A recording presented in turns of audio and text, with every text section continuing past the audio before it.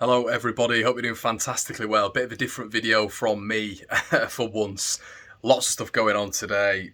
Pets and stuff to do with my life, which is changing dramatically. So I'll let you know in due course.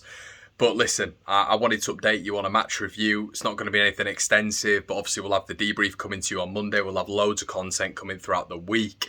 But Leeds United edge closer to safety, everybody. I just wanted to do a little bit of a video on it just to update you guys on my thoughts. Hey, let's be honest, a turgid game of football, an awful game of football. Two teams who just can't keep the ball. You know, Watford I thought were dreadful. Leeds I thought were dreadful. The difference was Jack Harrison. Fair play to you, sunshine. I can be your biggest critic sometimes, but he's at 7 goals this season, proving me and the others wrong. I still think elements of his game need to improve, but the decisive man in today's game, the decisive bit of quality I thought at the end, the only quality really in the match aside from Rafinha's strike, Jack Harrison's fantastic, emphatic strike for his third goal. But throughout, sort of Leeds maybe got off the hook a little bit with Sarr going through on goal, but the first half really it was all right, wasn't it, from both teams in terms of 50-50, but overall, everybody, I thought it was a bad performance. Like, Leeds really struggled to retain possession. Elan Meslier kicking the ball out of play.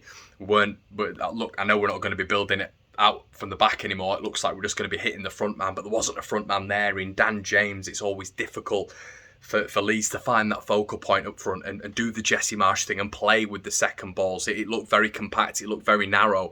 But then I've seen the heat map after the game, and once again, it looked like the Bielsa-isms were back in there again. Leeds' joy came from out wide during the game.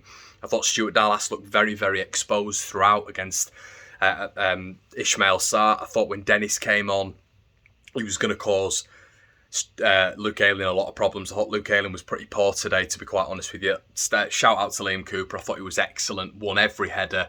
Rafinha, once again, that moment of star quality that we needed in the first half. He might not have had the greatest game in possession, but overall, that moment of quality really just gave Leeds that impetus in the first half to be able to get in, regroup and go again. And I thought Watford were a little bit on top in the second half, the start of the second half, but I thought Leeds grew into it. Calvin came on. I thought when he started with Robin, I thought it was a bad choice, a very, very bad choice. I turned around to my old man and said, we're going to have a lack of control in there because Robin's distribution isn't on the same scale as Calvin's. He's not able to calm the game down. He's not able to put in those decisive individual successive dual wins, you know, and Robin was losing a lot in that midfield. I really like Robin as a centre-back. That's where he should be applying his trade. He should, for me, be in ahead of, you know, Llorente. He really should. I've said this on numerous videos, but he started in midfield. I didn't think we had control in the midfield. We all said it from the start. Phillips came on. I think that's something Jesse's got to learn. Listen, when Calvin's available for selection,